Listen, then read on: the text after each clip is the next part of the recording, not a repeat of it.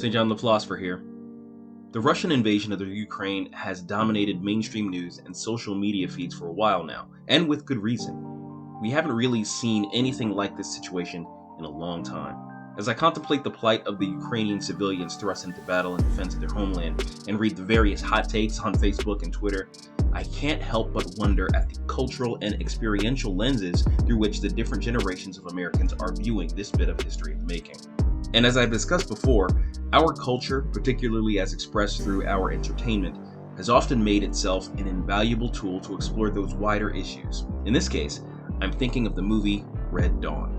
But before we get into it, I just wanted to let you know that I am now releasing my videos on both YouTube and Rumble. So if, like me, you're looking to slowly pull away from the commie-controlled platforms in order to escape the discrimination and censorship of the big tech overlords, be sure to find me at my alternative social media links down in the description below. Also, be sure to like, subscribe, and share on whatever platform you're using. It's free to you, but it means a whole lot for the channel. Anyway, the 1980s was a very different time than today. It's difficult to really capture what the prevailing attitudes were during that late period of the Cold War, but I will try.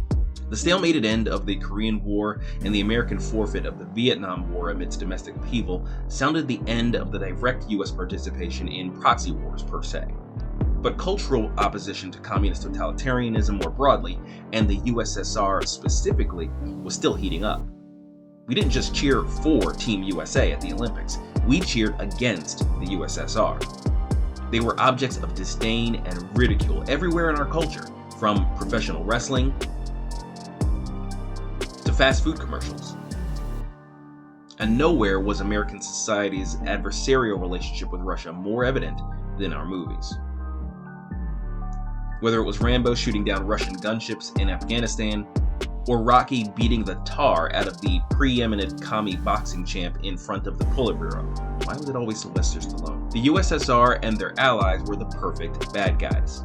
But before either of those movies came out, Red Dawn blew our collective minds and brought the fight home in a very real way. Red Dawn is a 1984 action movie starring a who's who of 80s acting talent, including Jennifer Grey, Leah Thompson, Charlie Sheen, and Patrick Swayze, among others. In the film's alternate timeline, NATO has disbanded and an emboldened Russia and her communist allies are aggressively expanding around the globe, culminating in the invasion of the American mainland. The story follows a group of teenagers who managed to escape the initial attack to go on to conduct a small-scale insurgency that would eventually claim their lives. By the 80s, the communist threat to most people was primarily that of nuclear annihilation. Even in the prior decades, the only dangers on the home front were generally thought to be the realm of spies or subversive influencers like those that appeared on McCarthy's lists. So Red Dawn presented an entirely unique scenario, a well and true invasion of the interior of the United States, and asked we young people watching some uncomfortable questions. Would you fight? Would you kill? How far could they push you before you break? Towards the end of the film, one of the fighters is caught by the Soviets after being turned in by his father. Under threats of torture, KGB officers force him to swallow a tracking device and release him to rejoin the guerrillas. A Spetsnaz unit is then sent into the mountains with tracking equipment, but are ambushed by the fighters. The group traces the source of the signal to one of their own, and he confesses, pleading for mercy, but they execute him. Again, the film forces you to ask yourself what you would do in each position. Would the hardships under Soviet rule turn you into a collaborator, like the boy's father? Would you crumble under KGB pressure to become a traitor to your friends and compatriots? Could you kill one friend for the sake of the others?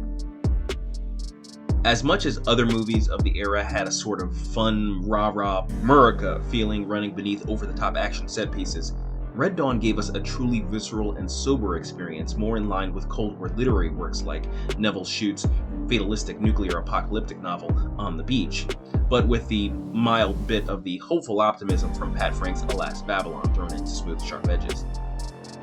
The Pyrrhic victory of the teenagers in Red Dawn, who called themselves the Wolverines, presented to kids my age at the time the idea that if the Cold War ever went hot, it wasn't going to be the make-believe one-man massacres of the enemy we got from the likes of Chuck Norris.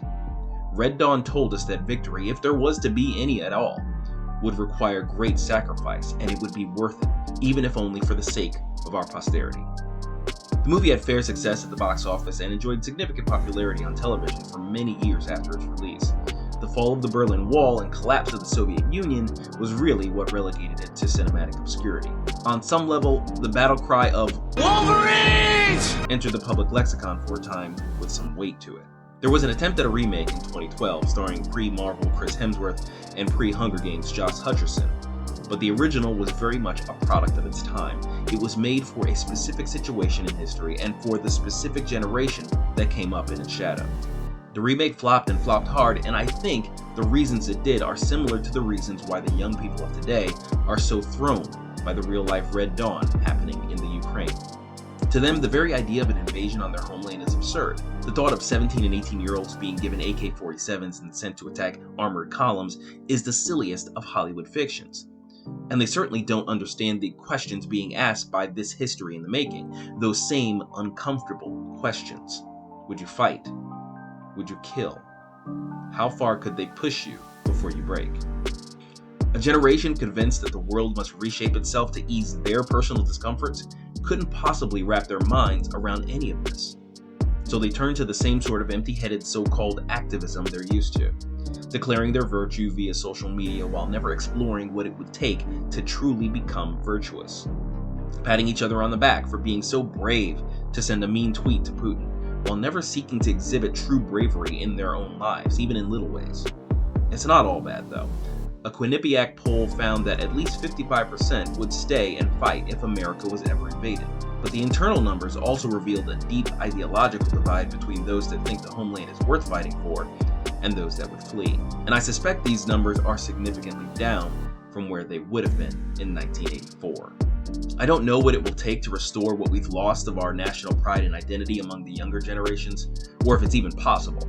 But I do know we can't let this societal malaise continue without a challenge. Regardless of whether millennials and Zoomers can be redeemed, we must vigorously fight to shape the next generation and the one after that into, for lack of a better term, Wolverines! Tell me what you think of this video. What did you think of the original Red Dawn? Would you defend America in the event of an invasion? And what do you think our role should be with the Ukraine situation? Discuss in the comments. In the meantime, be sure to like, subscribe, and share for more videos on the religion, culture, and politics in our entertainment. That's all for today. Goodbye, God bless, and we'll see you in another video.